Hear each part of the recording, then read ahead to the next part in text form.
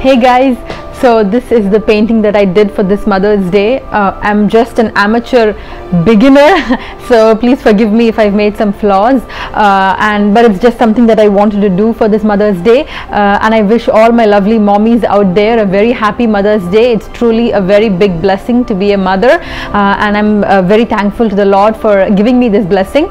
And also today I'd like to thank my mother-in-law and my mother, who have definitely put in so much of effort to bring their kids up. So I would like to thank my mother-in-law for giving me such a wonderful, supportive husband, and I would like to thank my mother for putting in all those efforts to bring me and my brother up, and all the sacrifices that they've made.